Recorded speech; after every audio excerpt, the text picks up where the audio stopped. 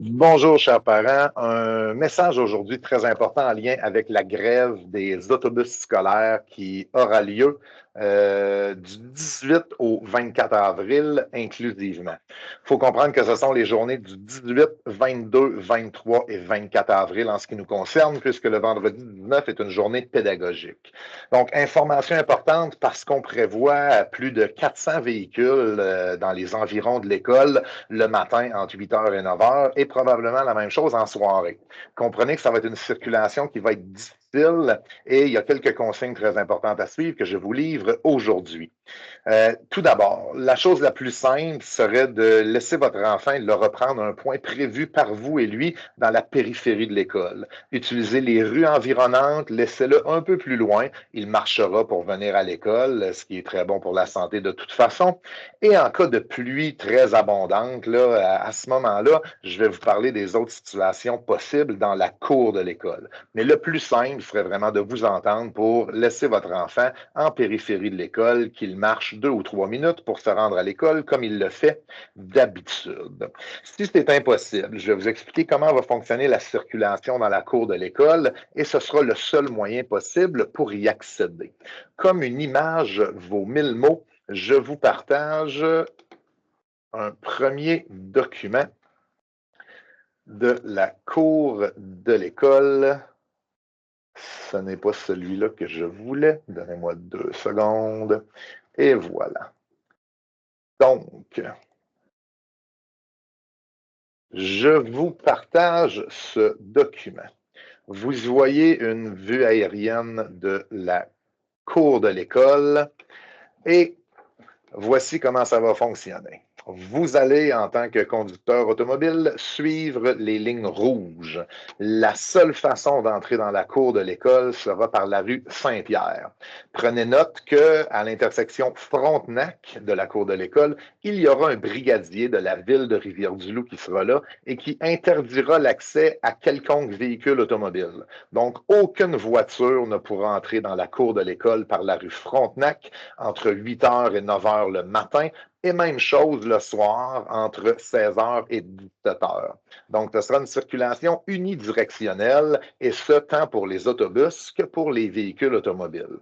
Vous devrez donc entrer par la rue Saint-Pierre et suivre la voie d'accès qui passe devant le stade Premier Tech, en longeant toujours la droite. Vous allez demeurer à droite jusqu'à une traverse piétonnière que vous voyez ici dessinée en jaune, où vous vous immobiliserez pour laisser débarquer votre enfant et celui-ci ou celle-ci prendra la traverse piétonnière vers le trottoir pour s'en venir à l'intérieur de l'école.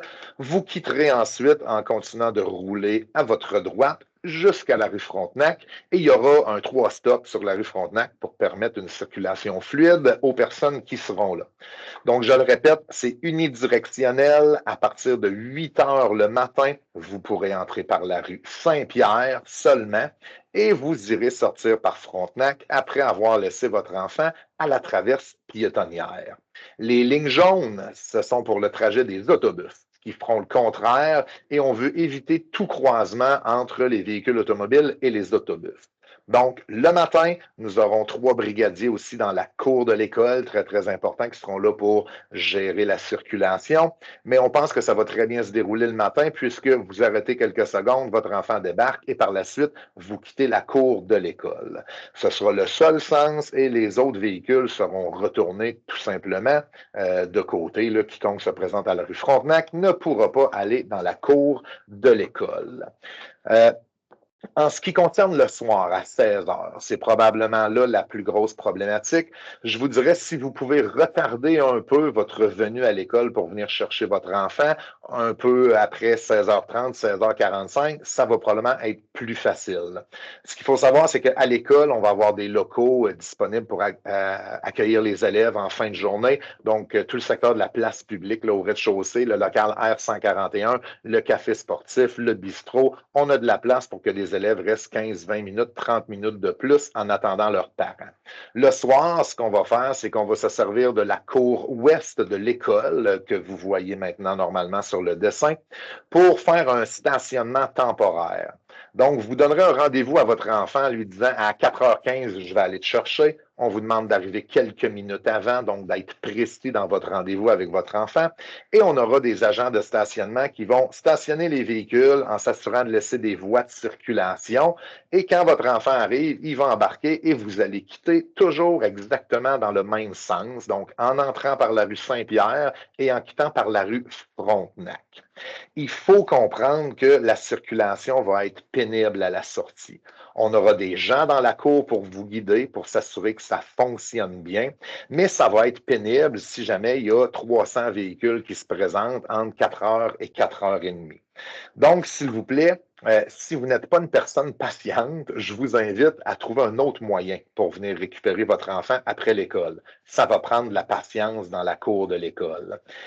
Avant 16 heures, on laissera entrer absolument aucune voiture. Comme la cloche sonne à 16 heures, il n'y a aucune raison de venir attendre 7, 8, 10 minutes à l'avance. Donc, les élèves ne peuvent pas arriver au point de stationnement avant 16 h 2, 16 h 3, les plus rapides, en quittant leur classe à 4 heures, en passant leur casier, puis en allant ensuite à l'extérieur.